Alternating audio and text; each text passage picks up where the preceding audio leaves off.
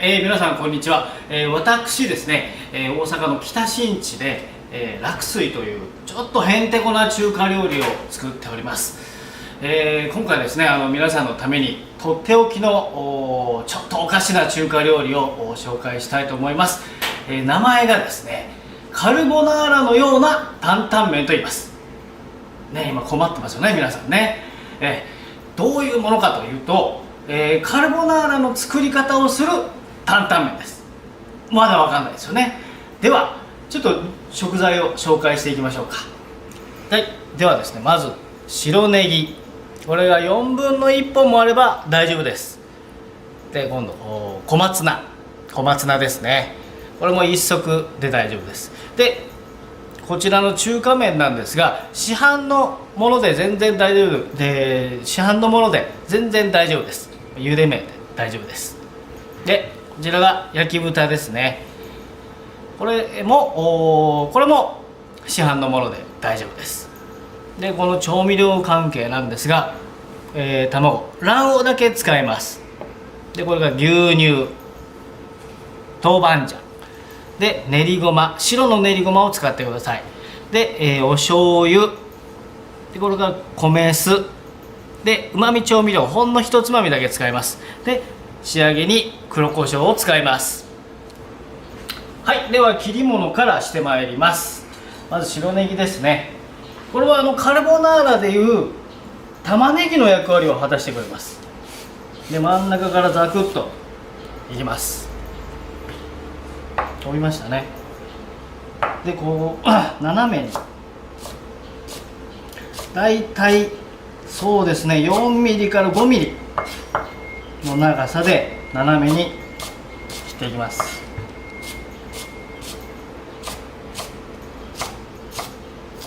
はい、できましたね。で、もうネギ返しておきます。で、小松菜です。よく洗ってください。で、これも大体そうですね、目安としたらこの長さに揃えるような感じで、ね、この白ネギの長さに揃えるような感じで切ってください。はい。で、茹でる時にですね、茎から茹でていきたいので、茎と葉っぱの部分と分けておいた方が丁寧かもしれません。では続いて焼き豚です。これはカルボナーラでいうベーコンの役割を果たすところですね。はい、これも大体そうですね、7ミリぐらいでしょうか。こちらはベーコンをこう贅沢に入れるような感覚です。はい、切り物はたったこれだけです。はい、ではですね、切り物が終わりましたので、担々麺の元となる調味料を作っていきます。で、まず卵黄ですね。卵黄を取り出します。白身は別に分けます。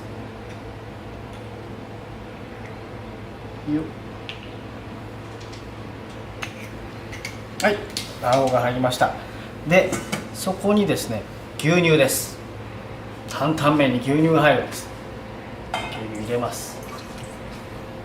で、卵黄を潰します。しっかり潰します。潰しました。で、今度は練りごまです。練りごまが入ります。ちょっと担々麺の要素が入りましたね。は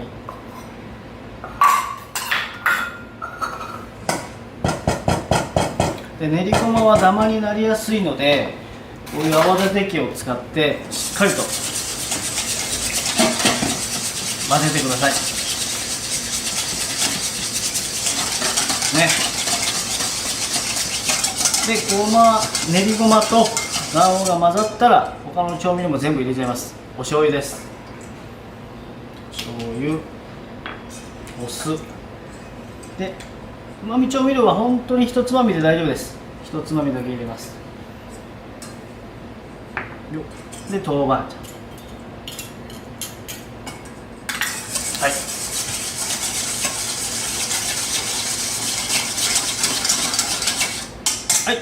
れで担々麺の調味料ができました。じゃあ続いては加熱調理の方をしていきましょう。鍋をまず熱しますが、これ2つのことを実は同時にやることになります。だからパスタを茹でながらソースを作るような感覚ですね。まず、お湯を沸かしてください。でこちらでですね、中華麺と、さっきの小松菜を茹でます。で茹でながらこちらで担々麺のソースを作っていきます。はい、それではですね、鍋が、温まりましたら、こちらにサラダ油大さじ1ぐらいですかね。大さじ1入りました。そちらにですね、ネギです。ネギが入りました。でネギは焦げやすいので、そうです、弱火と中火の間ぐらいで大丈夫です。よく香りが出るように炒めていきます。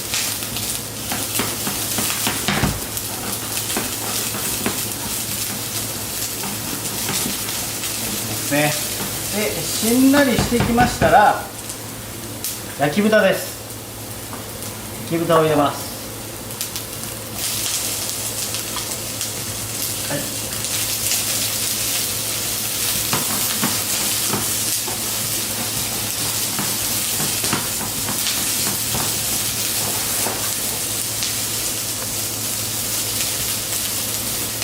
い、焼き豚も焦げやすいので火加減には気をつけてください。弱火と、中火の間ぐらいで大丈夫です。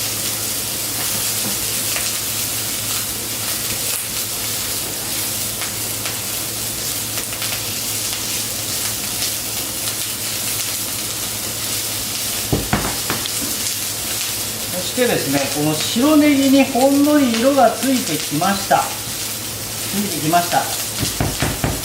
い、ついてきました。でここにお水です。だいたい 100cc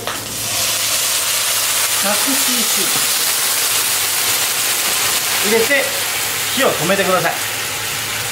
火を止めます。これでネギと焼き豚からうまみがわっと今出てる感じですね。一番美味しい状態になっているところです。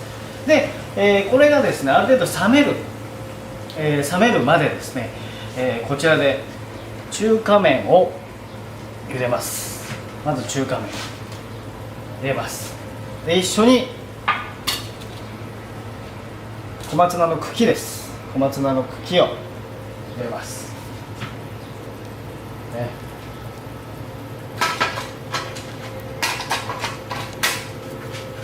でもほぐしていきます。こうほぐれてちょっと温まる感じなのでですね、1分もいりません。1分もいりませんよ。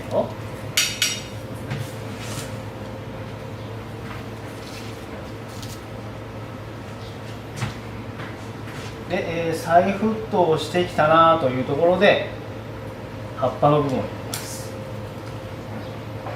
でさっと混ぜたらもう取り出します。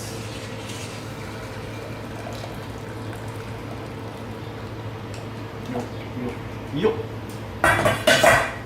はい、ではですね、麺と小松菜が茹で上がって、このネギとチャーシューが今炒めてるところですね。で炒めて少し時間が経ったので、こう今少しぬるい状態です。そこにですね、先ほどの麺と小松菜をバッと入れちゃいます。入れちゃいますよ。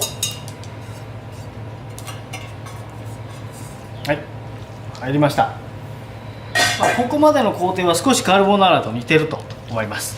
でそこにですね、火をまだつけちゃダメです。火をつけると卵黄が一瞬で固まってしまいますので、このぬるい状態で見たら触れるような温度です。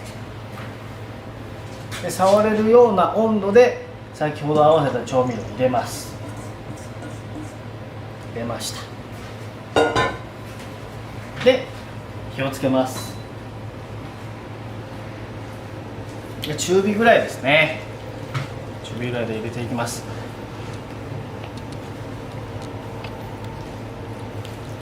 どうでしょう、ちょっと担々麺に見えますね。担々麺に見えて、担々麺のような雰囲気で今なってるんじゃないかと思います。でこの鍋のですね、横のところから沸騰してきますので、それを中へ中へこう入れていくような感じですね。ですのでゴムベラなど木ベラなどがあると非常にやりやすいです。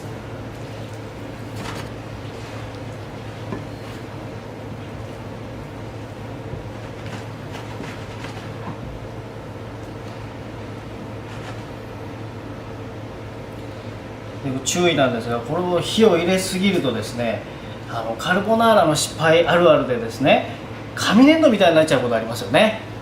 それを避けるためにもゆっくりと火を入れていってください。は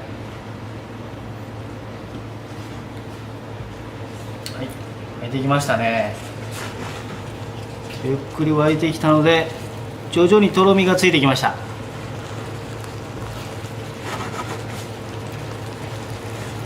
できましたね。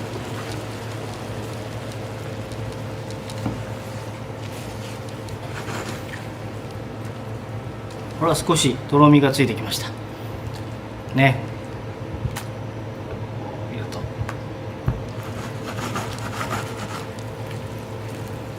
ついてきて外側が固まってきますので、外側の分を中へ中へ入れていくような形です。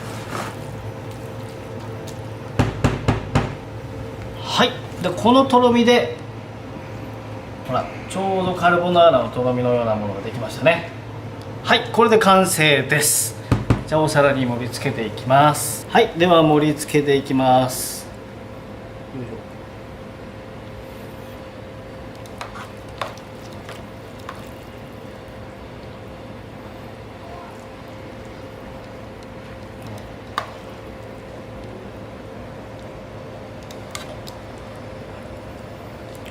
もうね、最初に言ったようにちょっとカルボナーラの雰囲気がありますよね。でも食べるとなんと担々麺です。もうね、最初に食べると結構混乱するんで、その混乱も一緒に味わっていただけたらなと思います。お皿を、はい、仕上げです。仕上げに決定的にカルボナーラのようなになります。黒胡椒ですね。